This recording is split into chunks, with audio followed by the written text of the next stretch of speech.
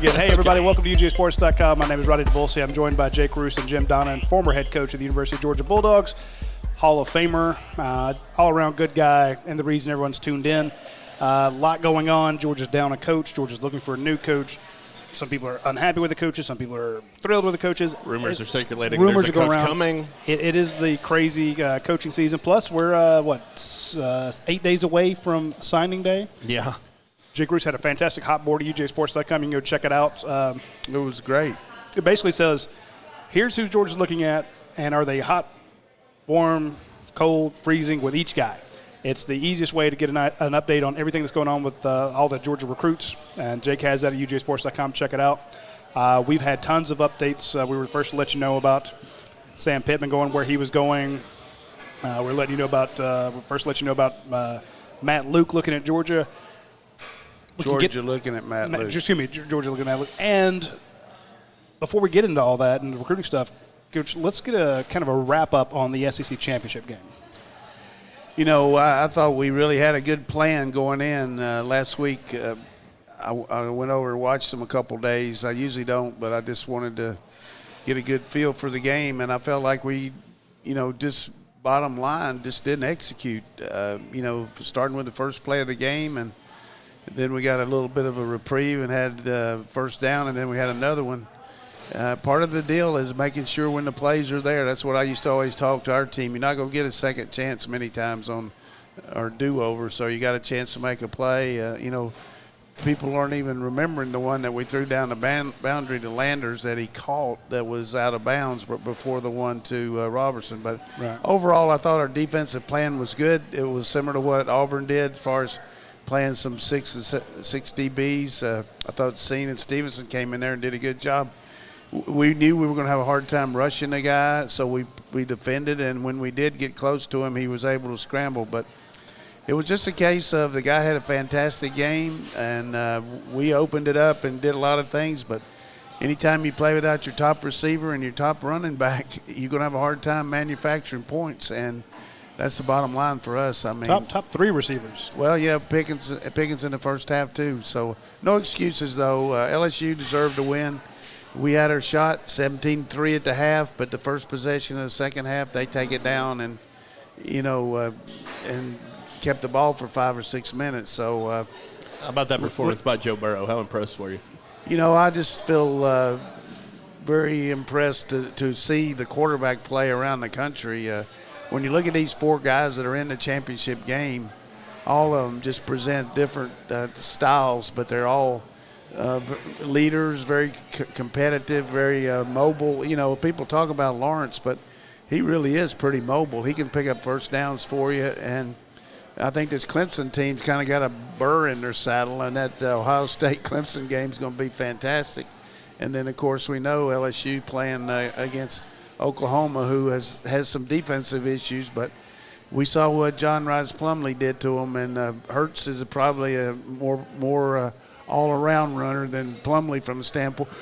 More powerful, maybe not as fast, but, he can throw the ball better. So both those games are really going to be good, but I'm sure our fans aren't that interested in those 2 games as much as what's going on with our team. But, I want to congratulate Sam Pittman. He's a lifer, a guy that's really put a lot into the sport, not only here but around the country. He just got a tremendous following around the country of players that have been involved with him, coaches, and it gets to be a point when people keep turning you down like Arkansas, and let's put it like it is. I mean, they're 1-23 in their last 24 SEC games, and they got a long way to go to come back, but people keep turning you down, and you got to say, hey, I want somebody who wants to be here. So I think that rallying point's going to help them, but that's going to wear out pretty quick, that enthusiasm. They got to produce on the field. But he'll get some players in there, and he'll get a good staff. And as I pointed out to some people, I really thought that was not a good hire when they got Chad Morris, because I think Arkansas is more of a blue-collar team, and I think, he's more of a, spread them out type. And, Bielema got close there, but I think Coach Pitt will do a good job, and more power to him. I hate it for our program, but at the same time, there's a chance to get new blood in here and get a new O-line coach. People are talking about Matt Luke. What would you think about him? I've always liked Matt. I knew him when he was coaching for Coach Cutcliffe. He actually was playing at Ole Miss, I think, when I was coaching. And, he's always been a guy that around the country has been a behind-the-scenes type, offensive line coach that really didn't get a lot of play. And he got that job similar to what Pittman did. They moved him up when Freeze had all that situation because he was a Ole Miss lifer. And he kind of kept it together and recruited okay, and he got close this year, but they couldn't win enough big games. But I think he would be a good hire, and, he's in the Jimmy Sexton tree. I mean, Jimmy Sexton. Explain that because a lot of people don't know it. Coaching trees are a thing of the past. Now it seems like it's more in the world of agent trees. Well, as everybody can see, we're at Your Pie today, and they've got some different, all kind of make-your-own pizza. And Roddy ordered one about 7 o'clock this morning. So, but what I mean by that is Jimmy Sexton is wired. You look at all these coaching jobs, Ole Miss, Arkansas, Florida State. He knows these guys, and when something opens up one place, he's got the ability to make it happen from the standpoint of hiring the coach at that place, but also talking to a place where a guy leaves, and so Kirby relies on him just like I would too. I mean, he's got a lot of assistant coaches and head coaches in his tree, and a lot of guys that are on our staff are represented by Jimmy Sexton. So I think Kirby certainly make the ultimate decision based on who he feels like can fit in and work with our staff and recruit. And so basically Jimmy Sexton, I mean, we know him as an agent, but he's put some smart guys into smart places. He's got some good fits. Is he basically kind of replacing the search committee? Oh, I think you got the search committee because of the secrecy type deal. Gotcha.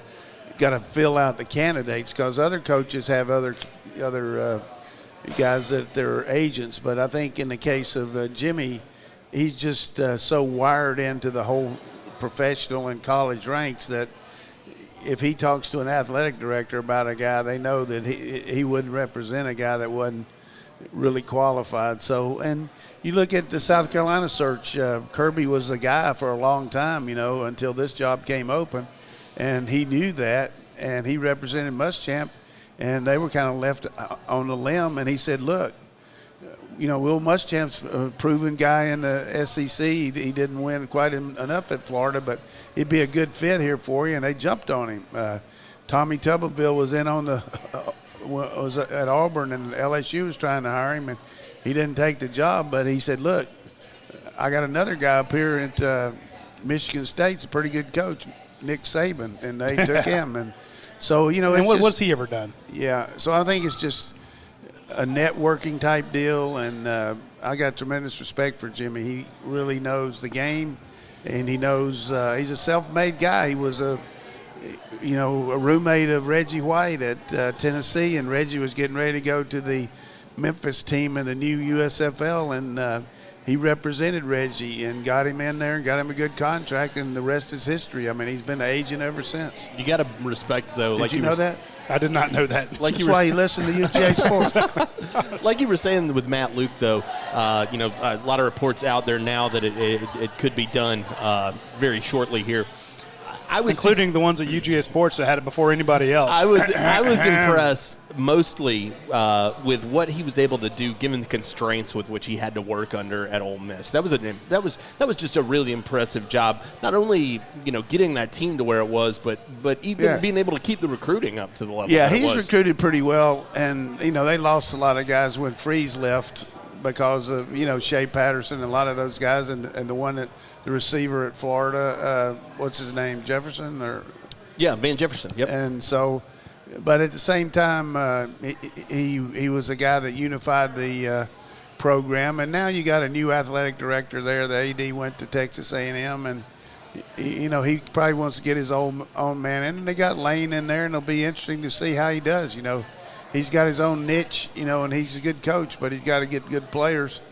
But the way I look at it, can you imagine what might have happened if that guy from Ole Miss hadn't have raised his leg at the end of the game and got that 15-yard penalty? Best thing that happened to Georgia. Pretty wild what that changed. Yeah, maybe Pittman might not be at Arkansas now, and maybe the other guy might still be there. You just never know.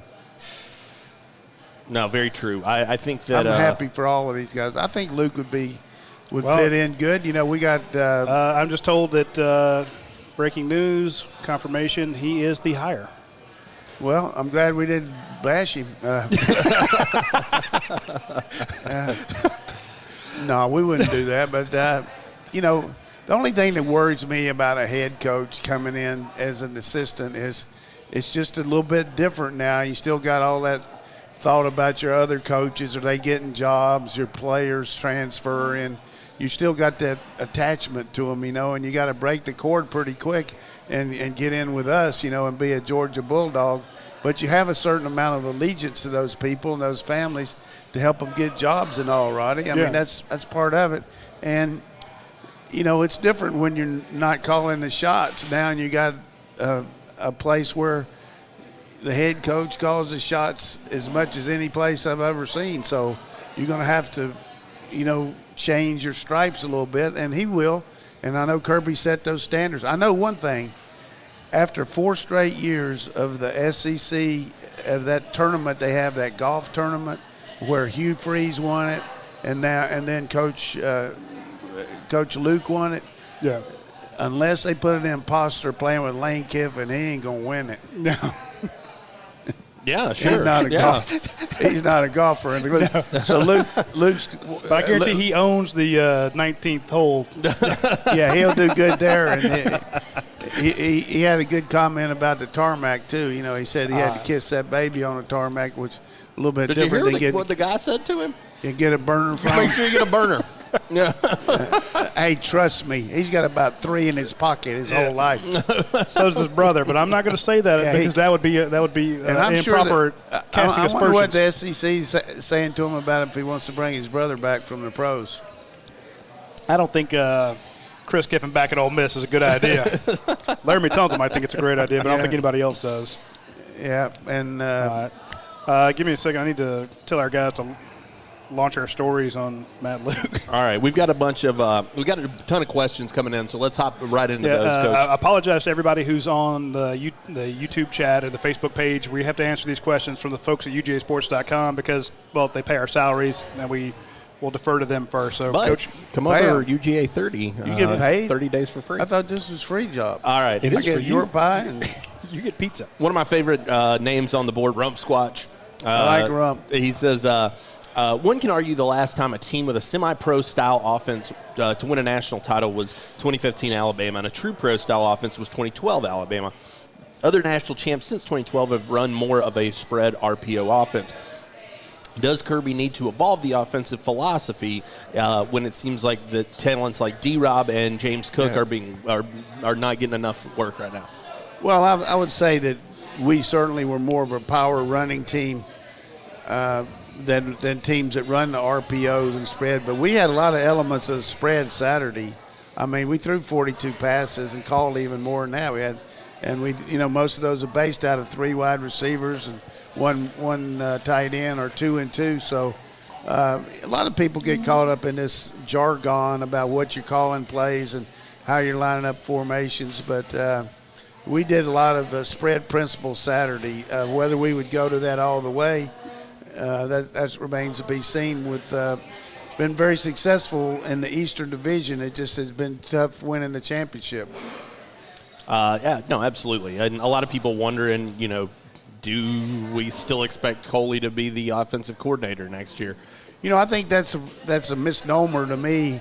I can just tell you this from a guy that's been around football.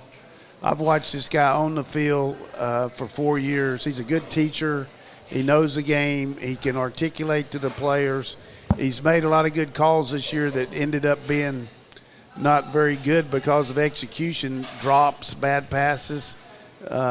He's been a little hamstrung in several games because of the score of the game and the fact that we were being unsuccessful on offense, so we played around our defense. I would beg to defer that this guy is not a very capable offensive coordinator, because I know what I see out there, and I don't really have the ability to talk about practice much because I don't go enough, because I don't want to take away from the practice and act like I'm being out here telling the fans. But I would tell you this, I would argue with you that we would have a hard time getting any better coach, recruiter, teacher, relate to the players, family man. I'm very sold on it. I'm not a homer there. I'm a big Mike Bobo fan too, but it's just a lot of the blame comes when you're at the top. You know what I mean? It just goes with the territory. You know what I'm saying? It just, you get blamed for stuff, and that you got to take it. But boy, you look at the players he's gotten here and the players he's recruited, and the way we looked in certain games. I mean, James Coley pretty much on fire against Florida, I thought. He called a hell of a lot better game than that guru down there, Mullen, did. We didn't end up with first 3 plays of the game, 2 of them with not having to call timeout and all that.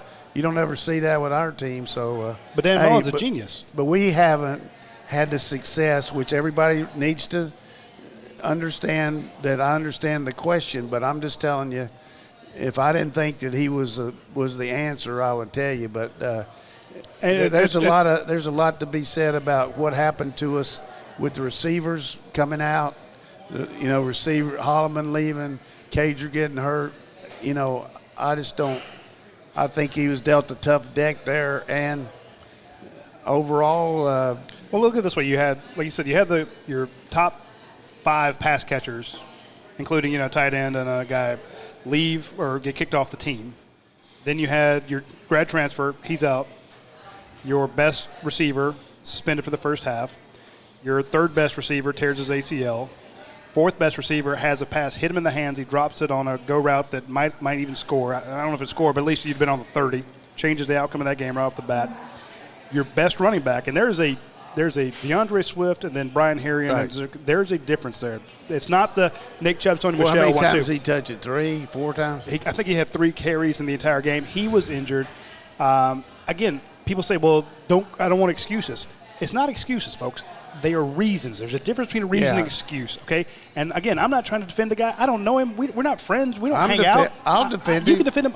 If I thought he wasn't a good guy, a good offensive coordinator, I called out Schottenheimer. I had issues with Bobo. I've complained about guys, and I will. We're journalists. We can take that analyst role and be wrong, and it's not the end of the world. But if you're going to think that Kirby Smart, who controls whether or not his team practices going to the movies, is going to say, well, I can't do anything on offense. I gave that guy full control. That is not what's going to happen. If Kirby didn't think this was the guy, he would fire me. Let me ask you this. I want to say this one more thing about it. The thing that makes me feel good about what they do is I see what our offense does in practice against our defense when I go out there occasionally, which is once a month maybe. But some of those things they do in a game, and some of them they don't when the guys drop it. So, and our defense is pretty good. But, you just got to trust Kirby that he's going to do what's best for the program. And, maybe there might be some changes that who knows what they'll be. But personnel-wise, we got to get more production out of our passing game. That's the number one thing. Catching it, throwing it, there's no question. All right, A. Heller 99 to play off of that. He says, what are the odds that we see Georgia bring in maybe a QB coach and have him split the OC duties with Coley, a situation similar to Esminger and Brady to bring in some fresh ideas? And Smeger and Brady. Well, he coached the quarterbacks last year, and we had Jay Johnson here. We had Sean Watson this year. You got Fromm, and Fromm didn't, fall off the cliff overnight. So he just had some, a couple rainy games and had the bad. He had 2 games where he threw 5 picks. The rest of the year he didn't have any. But if you do that, you got to let some coach go. And I don't know that he's going to do that. So I hate to speculate about stuff like that, but I can tell you this. I don't think you're going to bring a guy in that knows much more about quarterback play than James Coley. Based on what I've seen him teach, watch him in the meetings, watch him on the field, I mean, what do you know about coaching quarterbacks? Come on. He can't con me, so, I mean. See, and to be fair, because when we argue about can a guy develop it, it's nice to have a guy who's actually coached up quarterbacks and is like, if well, you saw just him, look at Dwan Mathis, look at what he's done between spring practice and now, although he's not been full speed, but he's developed his technique a lot. He's gotten a lot better.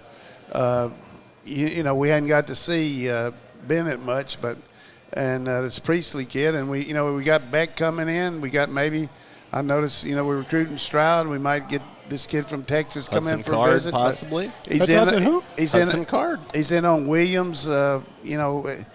He recruited Stevenson, Campbell. He's getting ready to flip Burton out on the West Coast, hopefully. This has been an unbelievable recruiter. Got Robertson to transfer. I mean, Georgia confirms it's done. Huh? Matt Luke confirmed to buy UGA. Well, we did. I know, but I'm saying that the school put it out. Let me put out some other breaking news. Matt Luke has already been in touch with Chad Lindbergh, the big offensive tackle out of Texas. And we got a great story here from Sam Spiegelman. Matt Luke was very much in on Cedric Van Pram. Now, Cedric is a huge, just gregarious. Oh, man, a great personality. Yeah, absolutely. That'll be good. A wonderful kid out of Louisiana. Good to, I know when I changed jobs a couple of times that I got involved with some kids that I was recruiting for the other school, but the whole point was I never really – unless the guy was already committed to that school, I never talked to him. I didn't think that was right to try to talk a guy out that was committed to one school going to another. But since the fact these two are committed here, go full blast on them, Luke. Exactly. Yeah, and you can do a good job. Like you can say, look, I sold you on my coaching, and you went to the other place because you like the school and the head coach. Now you get to have me coaching you, and you got the school and the coach. It's a win-win. Right. This was an interesting question. I hope we can get 4 out of the 5, maybe get all 5 of them. That would be unbelievable if we kept all 5 of them. Yeah, if you could keep them all together, that would be impressive. This was an interesting question I wanted to grab real quick. Any way that you could kind of give us a breakdown comparing Matt Luke and Sam Pittman? Any strengths that stand out to you particularly about Matt? Anything any differences you see between those guys? Most O-line coaches are just good old boys that just get in the trenches with them. I haven't seen Luke coach before. I know that a couple of my friends are tight with him because those O-line coaches get together and meet and do these seminars and all. And drink beer. I've heard he's always a good technique guy. He has to be a good technique guy if he coached for David Cutcliffe, who, Cutcliffe. I love Cutcliffe. Cutcliffe had to be a good all-around coach with Fulmer because Fulmer's so geared to the offensive line. So you got to feel he's a good technician. And I think right now the number one thing for him is recruiting, though. We got to solidify these guys we got. We got to stay on top of guys like Micah Morris and all these guys we got coming in for the future and develop trust and some of these younger linemen. And it's going to be an interesting year between now and the bowl game, the Sugar Bowl, because our kids going to have exams and then we're going to start practice back Saturday. We got a big weekend, which I'm sure you guys will cover like a blanket, all the guys coming in. No doubt. Then we got quiet period, and then we got signing day when? 18th. So, it's here, baby. It's going to go fast. We're going to have a show on the signing day show? We'll figure something out about that. Yeah, we'll get something do, in the Big works. Daddy? You reading all that other stuff. I'm breaking news. What are you breaking now? Like I said, just had the Lindbergh news that Matt Luke is out there checking on him. Good. I thought you were Coach, I'll throw you this one while we're waiting. Flew across the Atlantic. You mentioned you mentioned recruiting and the recruiting chops of Matt Luke, and also the early signing period here upon us. Colossal Chicken over at the over on the board. He says, "What is the biggest weakness moving into 2020 that recruiting can address?" Well, I would say right off the bat, just receiver depth. You've got to get that.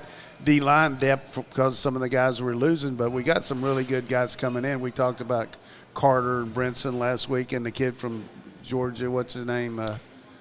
The tall kid, not Zaka. Well, we got it. And then the guys we redshirted are going to have to come along too, but certainly Nazir, Walker. Stackhouse.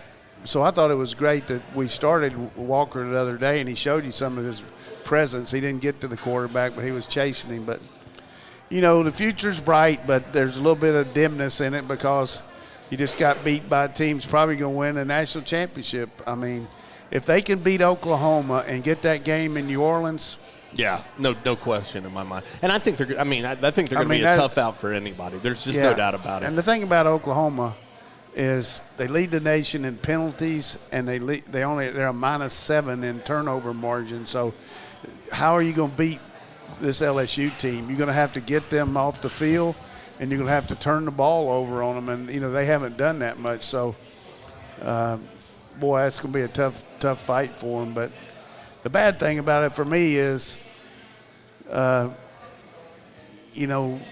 was hoping that we would be playing, in that game. So, sure. But I'm happy for Oklahoma. I know. I mean, the Oklahoma ties run deep, but I still I'm more a few tickets to that game. I have almost zero interest in that game compared to watching Clemson and Ohio State, watching two guys that we had in rivals camps multiple times in Trevor Lawrence and Justin Fields go head-to-head. Two of the best we've ever watched. And again, we had them in head-to-head quarterback competitions or 20, 30 minutes grew up of that apart. I mean, when you look at those two guys, anybody with shows any kind of just objectivity, you're probably not going to see two that close in proximity to each other in our generation that are that good, out of high school. Now they've gone different paths to get where they are, but just unbelievable talent and competitiveness. Lawrence hadn't lost a game yet. No. And Fields hadn't either as a starter, so somebody's going to have to go to the bank. I like Ohio State's defense, but I think they were really caught a little bit looking ahead the other night, weren't ready to go there in that first half, and fortunately, they had enough juice to get back and take over Wisconsin. Hang on, before you get to that, I want to mention our friends here at Europi. We're at Europi in the Beechwood Shopping Center, the original location. There's 72 other locations. You need to swing by any of the Europis near you. They're all over the South. They're all over the country, technically. Hit up the Europi. You come in. You get a pizza like this. You walk up. You ask them how you want it done. They ask you, They get your crust. They ask you what sauce you want on it, what cheese, and then however many toppings you want. It's not one of those, that'll be $1, that'll be another $1, that'll be another $1. Same price across the board. You can have it piled as high as you want it. And then they turn around, they pop it into that fantastic ovens they have. You pay for it. You get your drink. You get your chips or your gelato. They have brownies. By the time you get one of those drinks, strawberry Diet Dr. Pepper, by the way. So what you got? Don't make fun of me. 700. I got high C orange, so that's see. So all the different drinks you want. By the time you sit down, they walk around and they have this fired up pizza for you. It's fantastic. Or you can get they have new pastas. You do the same thing. You tell them what type of pasta you want, all the different toppings. They'll turn around, pop it in the oven while you're sitting down. It'll be ready for you. You can get the sandwiches here. They have the salads. It's one of the best places to eat. It's a great concept. Run by and founded by a pair of Georgia folks, University of Georgia people, Drew French and Natalie French, inspired by their trip to Italy. So you get this fantastic. Got some of these things named after Nat. Yeah, you got the Nat pizza and the Nat pasta. They test marketed the Drew, and the Drew just didn't. It didn't move anybody. Nat just sounds better. The Nat sounds better, sounds natural. But hey, come eat the Drew. We're like, we don't want to eat the Drew. So what I like about it though is, in any place, any business you go in, you like for the people that run it to be around. And Drew's always here, not every day, but he moves around and checks on his people and stays on top of things. Yeah, he travels all the time. I've seen him. That's a real sign of a leader and a manager. If you want a franchise, this is a guy who's going to come help you set up your franchise. I've seen him in Texas. I've seen him in Florida. I've seen him in the Carolinas. This guy's out there everywhere helping people launch these things. Colorado, he's been everywhere. So he's hands-on. It's a proven model. Yeah, you can reach him, and the guy's going to do a fortune for you. So, fortune?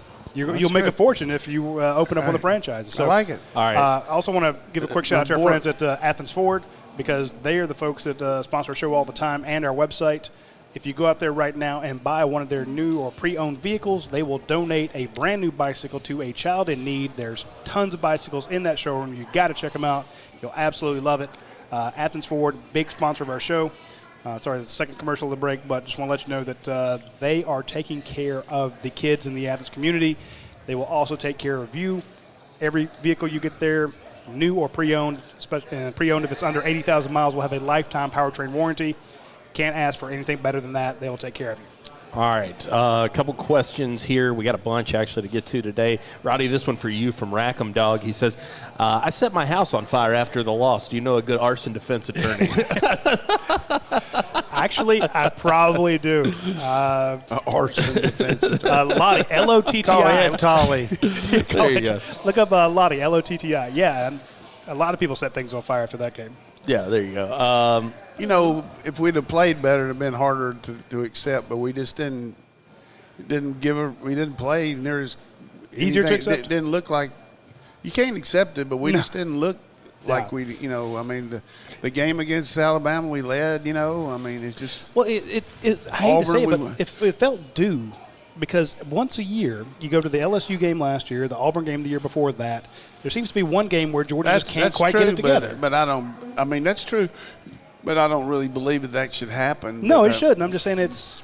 But we had some. It's frustrating because there's those sprinkled in. Like to play them with all our best guys healthy, and completely different contest. Same time, you only got one shot at it, and I'm going to tell you, Burrows, he's had as good a year at quarterback that I can remember, kind of like Cam did that year, and Vince Young. Those were unbelievable years that those guys had that catapulted their team to the national championship. All right, speculation here for sure, but it's something that's been out there. A lot of rumors about the connection. Well, a lot of rumors about the connections. We don't use that on our site, do we? No, this is a question, a speculation question. Talking about Mike Norvell and his relationship with Dan Lanning. It's been floated out there. He'd love to add him to the staff. No big surprise there, certainly. J.L. Hammond's 44 on the board. Good question here. He says, FSU's looking to lure away Lanning. Why would he make a lateral move away from a third-ranked defense in the country to a project like FSU? UGA could match or beat FSU's checkbook. Yeah, here's the thing about, first of all, Dan Lanning, there was a lot of rumors about him Monday not being on the road and everything. I know for a fact he was down at IGA.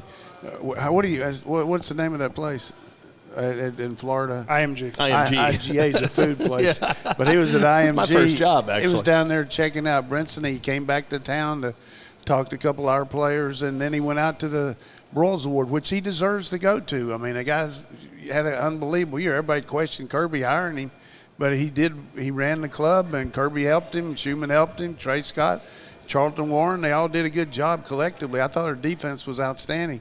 But why would he take the job? Here's why he would, just because he's known the guy for a long time. They're tight. He got a chance to run his own show all the way.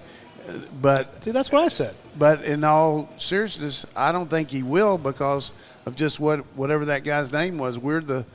Got all these guys coming back. He's got all this, invested with these recruits. His kids like it here. He's moved around a lot. This is the first time in 5 or 6 years that he's been the same place twice. 2 years in a row. So, but he goes back with your best friend gets a job, he's going to try to hire you. You can't blame him for looking at it, but I don't see him leaving here myself. Well, like you said, and I think that guy put it perfectly. It's a project. I mean, FSU is in big rebuild mode. There's no question about that. Roddy, though, you've mentioned the possibility, of a guy kind of lighting out on his own, trying to create a name for himself, as Kirby did. And I took a lot of grief for it because I compared him to Kirby Smart. Said, look, here's a guy, when Kirby was at Alabama and the defenses were great over there, people said, well, Kirby Smart's the defensive coordinator, but it's Saban's defense, And Kirby did not get a lot of credit for it. He was well respected, but people said, well, what would it be like if he left there? And he left, got a head coaching job, is turning out fantastic defenses, one of the best defenses in the nation this year. Dan Lanning is a huge part of that. But we're hearing the same thing about Dan Lanning that you heard about Kirby Smart. It's Kirby Smart's defense. Dan Lanning's just a guy doing what Kirby tells him to. And there are certain guys who are like, I want to prove this on my own.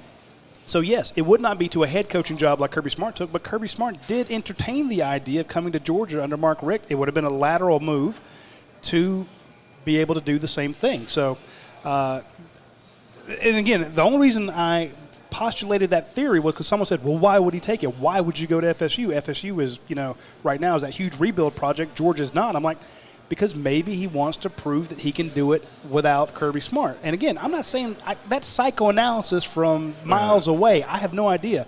I'm just trying to give one possible reason why he might take it. I don't think he needs it. I think that when Kirby, that coupled with the fact that it's his best friend that's the coach. Well, listen. Coaches, you look at coaches listen to things a lot, and sometimes that ends up in a fatter payday too. Yeah, you look at Friend. You look at Friend going with Pruitt to up there. They were college roommates. He was tight with Bobo, but he still left and went to Tennessee. I mean, isn't Bobo taking Joe Cox with him to South Carolina?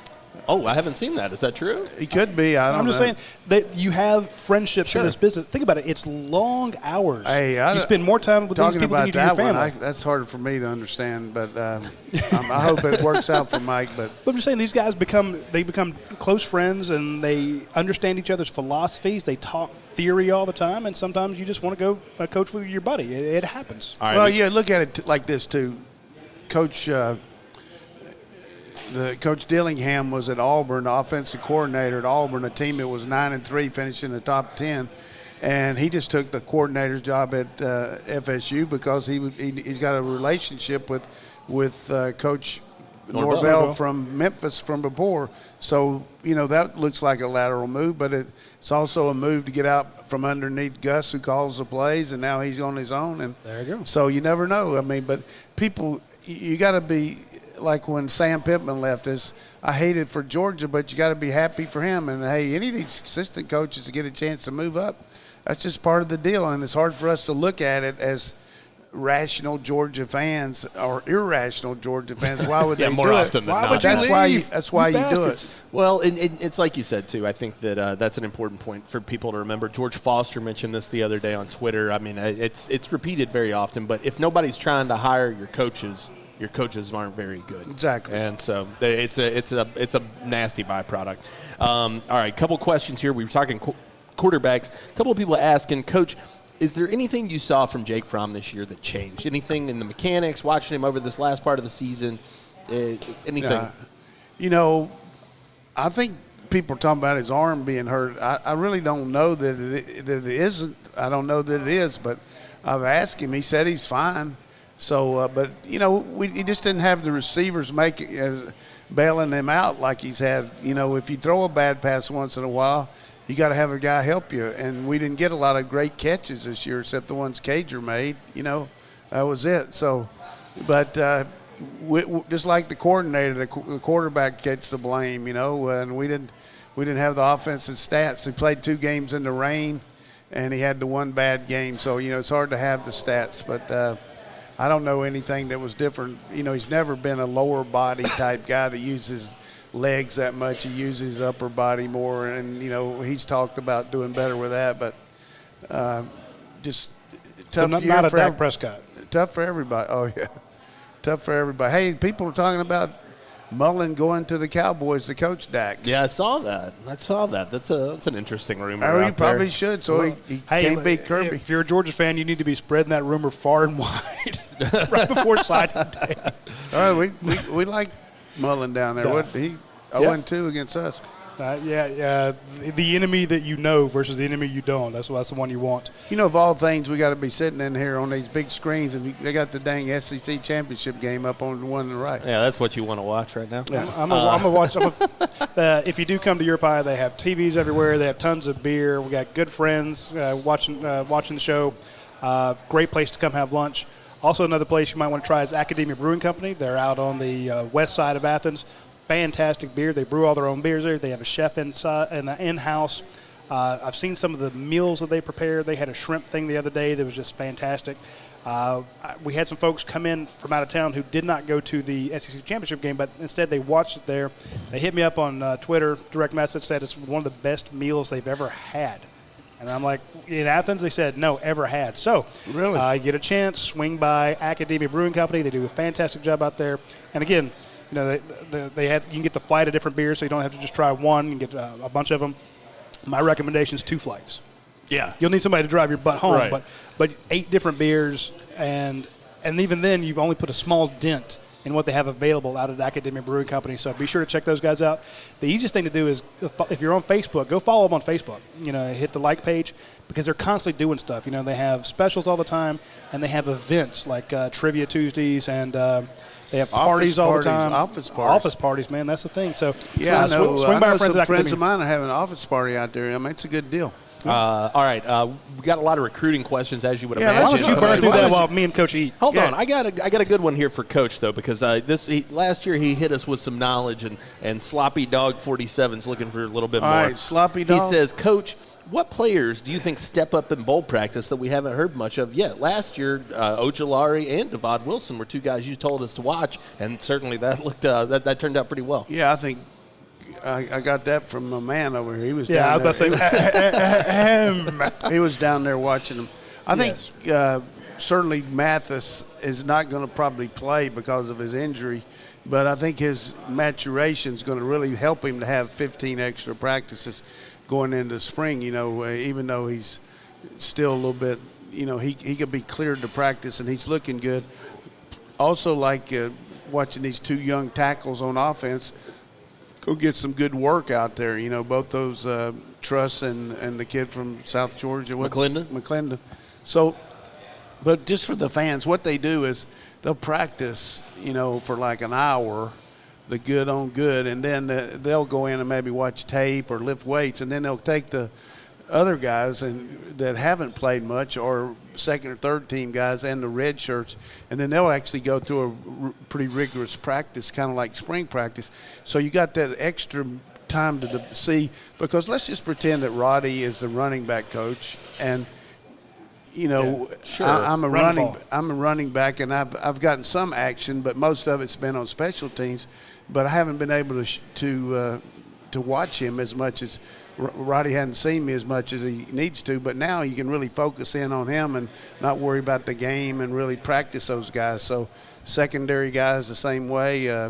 Boy, I was impressed with Seen and Stevenson the other day. Man, boy, you talk about you some got a guys, player in Lewis Seen, and we mean, knew that coming in. Every time he's had a chance to make a play, he's big time. I didn't realize he was that good. That's the thing about him is, and it's what I tell people. It's what you've told me before. You know, you take your wife or your girlfriend or your friend who doesn't know anything about football out to a field, and you say, "Hey, pick out the guy that we're here to see." And if they can pass that test, normally 9 out of 10 times you're right. Lewis, when he gets on the field, he pops every single time. He in 44 and 7. Yeah. Give me Tariq Stevenson. That kid is going to be a baller too. Guy's really fast. All right, DGD. Who recruited him? Oh, yeah, James Coley. Yeah. Okay. DGD 1994, a question I'm going to throw to both of you, and then I'll answer it too, because it's a very interesting recruiting question. Who's the most important recruit left on the board? Roddy? Most important one, Kylie Ringo. Okay, Ringo for Roddy? Well, no, I take that back. I'm going to go Darnell Washington because you need tight ends. Okay, all right. Sorry, I'm like you got corner. I was thinking Tariq Stevenson. I got DBs on the brain, but you saw in this past game, you need – and how much 12 personnel were they in? Yeah, sure. Yeah, I think Matt Luke, just because of solidifying the offensive line right now, keeping the guys we have. I think we're going to get Ringo. I think we're going to get Washington. And I'm going to give you the 90-second rundown so we get these guys here in a minute. So you better be on your P's all right. I'm ready. the 90-minute but I drill. think keeping Luke, getting Luke here is going to help that. And you got to keep those linemen. And I don't know how many of them can come in early. And I know Tate Ratledge can't and Roderick Jones can't, but is it Broderick Jones? Or Roderick. Yeah. Cedric won't be either. I know that. think maybe Braun can. And I believe Braun maybe. Van Pran, hopefully. But anyhow, you got one more question, then we'll go 90 seconds. I was going to go my thought on that, too, is Washington. But, as you said, I think keeping those 2 tackles you got right now, keeping Broderick and Tate Ratledge in this class, because those guys, in my opinion, have that Andrew Thomas upside that he had when he was a freshman. And Ratledge is coming for official visit, right? Yep, he'll be here this weekend. And Broderick probably won't sign. He's making some Oh, he's not trips. going to. He's definitely not going to sign So now. we last week instituted a 90-second drill, and my guy passed it with flying colors. But I've been working on some of these questions. I talked to Alex Trebek about them last night. This is going to be good. And Alex said that Why don't you ever get this? that we could get some food questions to the Right, boss. Exactly. Right. And Yeah, ask me say, 90 minutes How about our many sponsor. pepperonis can you eat in 90 seconds? Yeah, I mean, give us a commercial. sleeve. But hey, he's working out. Can't you tell how svelte he is? I mean, how much you dropped? 35 pounds. That's impressive. You know, people say they try to lose weight. I mean, this old boy, he's pumping, and I don't know if he's lying, but he texted me at 12:30. Hey, I'm at the gym. He's lying. I was at the gym. I'll send you photos this time. I'm walking watching around. cartoons I'm walking and eating around the chips. lake. He goes around the lake. He's calling me to write him stories. At He's over there at 12:30. the lake. This is true. That is a true story. I know. He's over at the lake looking for a genie. He's like, who are we going to hire? Tramel Walthour. I'll never forget that one. So here we go with All right, this hit me. Let's 90-second go. drill. If we get Washington, will we take another tight end? I think they would really like to, certainly. Now, the question is, who's that going to be? Michael Henderson's still a guy to watch. Definitely Theo Johnson out of the picture now, going to Penn State. Maybe go the grad transfer route, too. Don't write that off. All right, how about the running back situation? We got one and looked like Kirby was there in L.A. last night. What do you think about it? Who's the second back? Or maybe not. I think that it could go. That could definitely go either way. But the guy that I've still got circled high atop the board, Dejon Edwards, if he can get the academics worked out, I think that he's the guy to watch right now. From Zach South Evans, Georgia? Yeah, from Moultrie. Zach Evans, who knows? I don't know that it's LSU. Yeah, I agree. Tank Bigsby, I feel like very solid to Auburn at this point. Marshawn Lloyd to South Carolina. So yeah. Okay, as far as the D-line, is there anybody else that we got a shot at? I think that they're definitely still in the mix for Jordan Burch. I mean, there's no question about that, in my opinion. There's a chance that he shows up this weekend. We'll continue to monitor that. Obviously, it's a little harder. He's one of those you just kind of got to go spot him when he's there. He doesn't tell you before he shows up. But also, I think they're going to continue to push on Javon Dexter until the end. I mean, You got to. Yeah. So ask me a question about Burch. Okay, so how do you feel about Jordan Burch's chances of being a Bulldog? Electric chair. I feel good about it. I mean, hot. You talk about hot, everything. I feel good about Burch. Okay, let's go on here now. No. I'm calling a timeout on the timer. I'm not calling timeout. No, electric chair on I Jordan feel good Burch? about Burch. I really do. I feel good about him. All right, I think there's we'll reason to. restart. You got 30. I think there's reason We got to. 33 seconds. 37 But I seconds. needed that rhetorical question Sure, just so I sure. could answer.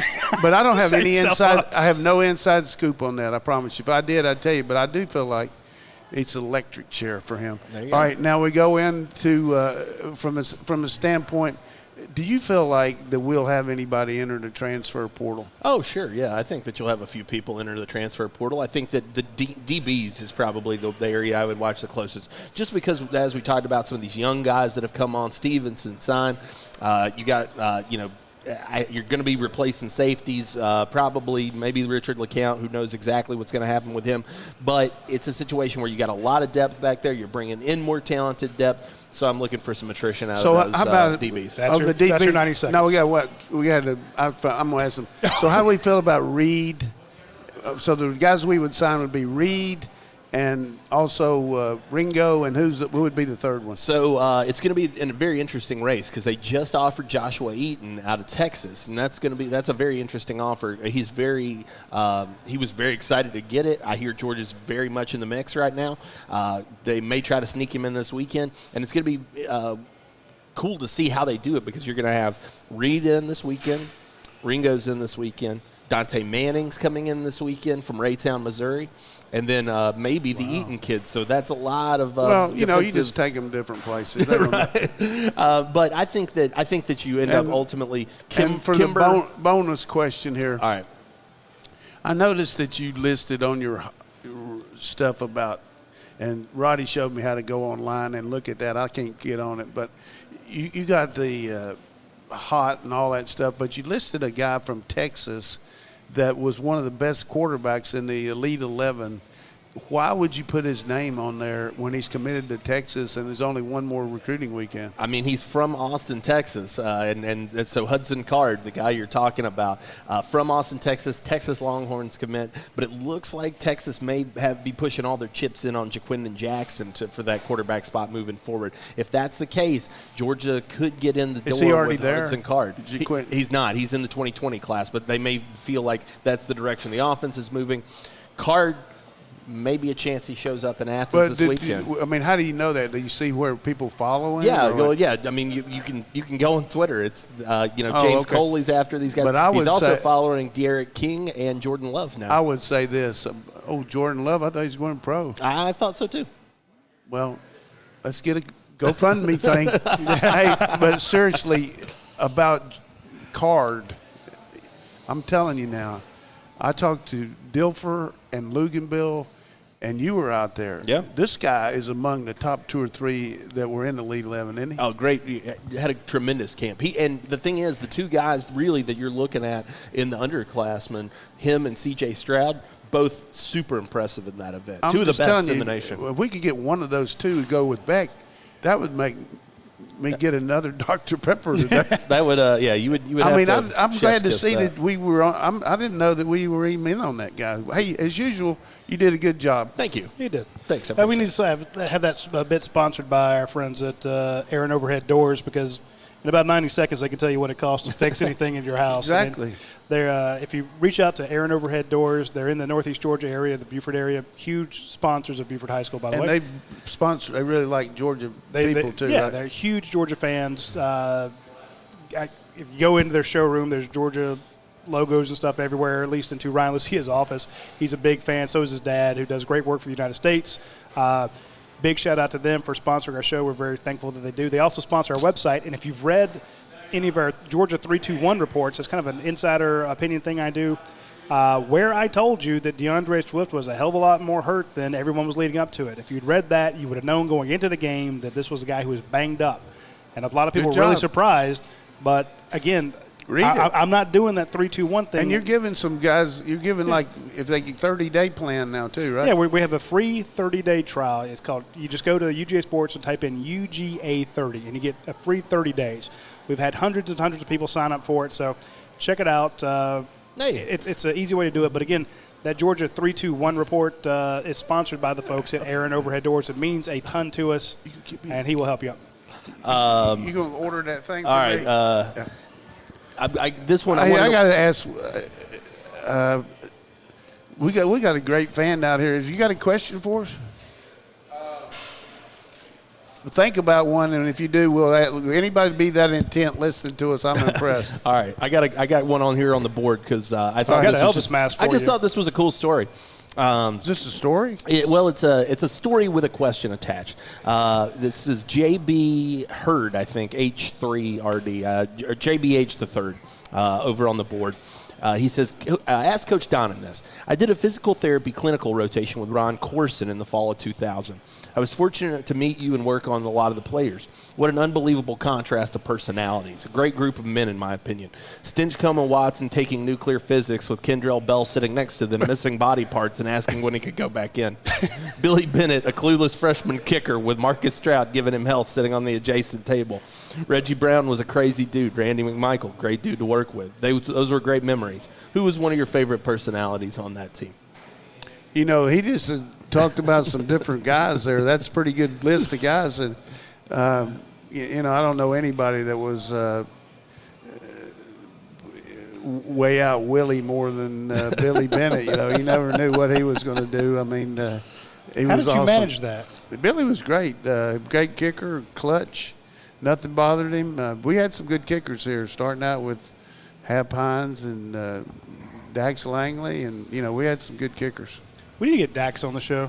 Dax would be good. He's a big Kirby fan. Brandon Tolbert moved over here from, after living over in Puerto Rico. Kirby wouldn't let him be on the show. No, you can't disclose anything. And he's like, no. Those are my friends. They can't be on the show. Actually, it's just right now, it's just a tough time to be so close. But, I noticed you wrote about the changing of the guard. there is a change in the guard with LSU over Alabama. That's for sure. What we got to do, we got the East. We got to take over the West. Another question here that we got. How important do you think this Sugar Bowl is coming up for these guys? I think this is really important, more so what happened last year than this year, just because we learned some things about last year about you can't wallow in the loss, and you got to understand that this for Baylor, it's the first time since I don't even know when they've been to a big-time bowl like this, So this is a chance of a lifetime for them. I saw where Coach Rule said it was a bucket list game for him to coach in. So they're going to come in there. They're going to run a little different defense than we ever see. We don't see that 3-3 stack, So we're going to have to be ready for that. And, they've had some quarterback issues with injuries. How about that kid? He hadn't even played but 3 plays all year. He comes in the first 2 out of 3 passes he throws are for 160 yards. Yeah, against not Oklahoma. bad. You got the great college quarterback named Zeno. So you got a 2013 Fiesta Bowl. Other than that, that's the Fiesta Bowl, and they lost to Georgia. I'm sorry, they did play in the Sugar Bowl, and that was in 1956. But they played the Fiesta Bowl against George O'Leary and lost. That's true. They did. UCF in 13. Tyson Summers was the defensive coordinator. Not bad. Trivia, man. I'm sitting trying to. He comes with it faster than I can Google it. Yeah, I bet. Damn, it drives me nuts. Hit us up with another question. All right. We're a little past time, but we'll keep going. Yeah, one more. All right. It's a big week. Let's see. And thanks to Matt Luke while you're looking that up for. What'd you say, man? I'm sorry, he's not. No Bobo. Lady, even the people, even though he's going to South Carolina. Surprise. Are you surprised by it? Yeah, I really am. It must be a big deal for him, and they got to give him a 2-year deal for sure. But he knows Muschamp, and there would be a lot of pressure on Bobo coming back here. Any way you look at it. My thought. And he doesn't have any there compared to this. Anything to this. I thought about this yesterday. Mike Bobo, you give him guaranteed money. He gets to go take his money. And maybe the offense gets a little bit better. Maybe you get rid of Will Muschamp, and maybe Mike Bobo suddenly becomes the head coach of the Gamecocks. But who knows? Well, we had a good show today. Oh, Lord. Casey Cochran says, do transfer portal guys affect the number you can take in the 2020 class? Unfortunately, Casey, they do not. No. That's not something that they can grab there. So, sorry about that for you. Let's see. This is not a question on that one, but, Coach, I don't know if you get your take on this. What is the Matt Luke philosophy? Is he a Pittman wanting big linemen and lighter linemen, or does he want big linemen or lighter guys who can move fast? I got no idea, but I think what do you prefer? I would think based on Laramie Tunsil and some of those guys. Greg Little. Yeah, Chilardos. My guess is too with what he's got in this recruiting class, he'll probably try to keep big guys. Yeah, whatever Kirby tells him. Yeah, that's right. Scott Mullins, do you think some of the players wanting to transfer from Ole Miss now might look at UGA? I guess that's certainly a possibility. I think they got a rule now. If you recruited a guy, you could follow him. But we will see what happens there. But I don't know we're going to have much room, really. Be interesting to see if maybe they got a tight end hanging out there on the portal. Kid named Plumlee. Kid, oh, come on. Don't start that. Well, I'm just saying he was committed to UGA for, 10 months? Yeah. Oh, sure. So, all right, I'm going to have to hit the road here, boys. All right. We're going to let the coach go. Hey, everybody, thanks for tuning into the show. Thanks to everybody here at Europi for having us. When you get a chance, swing by the Europi location nearest you. Special shout-out to Athens 4, Aaron Overhead Doors, Academia Brewing Company, our friends over at Champy's, 365 Game Day. If you're watching this on YouTube, which you should be, if you're on that 365 Game Day, you can buy Georgia gear there and get it in time for Christmas. So do that, and we appreciate them for sponsoring our show. We will talk to everybody next week. Take care.